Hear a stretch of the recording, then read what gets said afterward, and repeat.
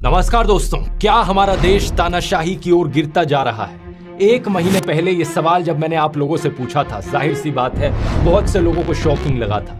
लेकिन किसी भी सच्चे देशभक्त के लिए जो सही मायनों में देश की परवाह करता है, उसके लिए सवाल बहुत जरूरी है। कुछ लोगों को डाउट हुआ था कि क्या सही में ऐसा हो रहा है या नहीं हो रहा, लेकिन पिछले एक महीने में जो कुछ हुआ है देश में, उसे देखकर तो यकीनन आपकी आंखें खुल जानी चाहिए। दिल्ली के चीफ मिनिस्टर अरविंद केजरीवाल को बिना मनी ट्रेल और बिना कन्विक्शन के अरेस्ट कर लिया गया।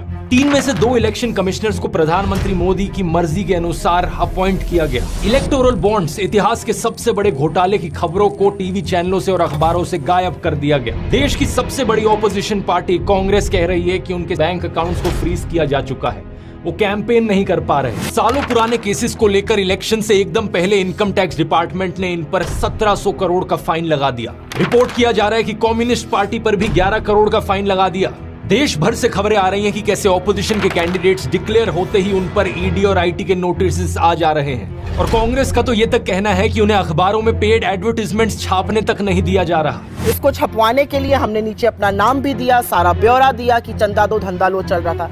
इस विज्ञापन को छापने से मुख्य जो अखबार थे उन्होंने मना कर दिया। ये क्या हो रहा है देश में? क्या इस तरीके से इलेक्शंस लड़ी जाएंगी? हम लोग क्या कर सकते हैं यहाँ पर देश की डेमोक्रेसी को बचाने के लिए? इन सब सवालों के जवाब इस वीडियो में जानते हैं। और कुछ लोग जिन्हें अभी भी लगता है कि डेमोक्रेसी सुरक्षित है देश में अभी भी, या फिर जिन्हें लगता है कि तानाशाही अच्छी चीज होगी देश के लिए, इनके सवालों को भी आंसर करते हैं।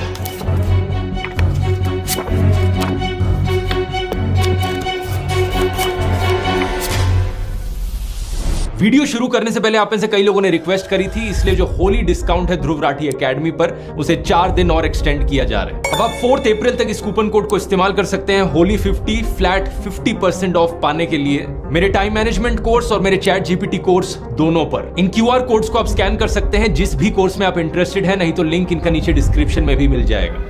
शुरुआत करते हैं अरविंद केजरीवाल के अरेस्ट से। यह आजाद भारत के इतिहास में पहली बार है कि किसी सिटिंग चीफ मिनिस्टर को अरेस्ट किया गया हो, और वो भी तब जब कोर्ट में कोई गुनाह साबित तक नहीं हुआ।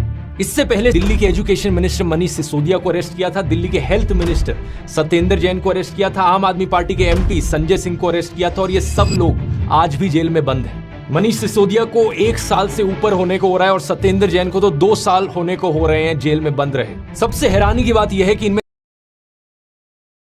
नहीं हुआ है। ईडी का आरोप है कि आम आदमी पार्टी के लीडर्स को 100 करोड़ रुपए की रिश्वत दी गई in exchange of undue benefits Delhi की एक्साइज पॉलिसी के तहत। लेकिन पार्टी की पॉलिटिशियन आतिशी कहती है कि 2 साल से ईडी और CBI इस केस को इन्वेस्टिगेट किए जा रहे हैं, 500 से ज्यादा रेड कर चुके हैं, 1000 से ज्यादा विटनेसेस ला चुके हैं, लेकिन अभी तक एक भी सबूत इन्हें नहीं मिला इस चीज का जो साबित कर पाए कि आम आदमी पार्टी या इनके मिनिस्टर्स ने कुछ गलत किया हो। मनीष सिसोदिया के लॉयर ने यही चीज बताने की कोशिश करी थी दिल्ली हाईकोर्ट को कि यहाँ पर कोई मनी ट्रेल नहीं है। इनफैक्ट इस पॉलिसी से देश की जनता को फायदा हुआ क्योंकि सरकार का रेवेन्यू बढ़ गया था इस पॉलिसी की वजह से, जिसको बाद में इस्तेमाल किया जा सकता स्कूल और अस्पताल बनाने के लिए। तो सवाल ये उठता है कि अगर कोई सबूत ही नहीं है तो कोर्ट इन्हें बेल क्यों नहीं दे रहा? इसके पीछे कारण है PMLA, prevention of money laundering act का कानून। स्पेसिफिकली कहा जाए तो 2018 में जो इस कानून में अमेंडमेंट करी गई थी मोदी सरकार के द्वारा, इस अमेंडमेंट में सरकार ने बेल की कंडीशंस बदल दी, बेल लेने को और मुश्किल बना दिया। बाकी कानूनों में क्या होता है, इनोसेंट अंटिल प्रूवन गिल्टी,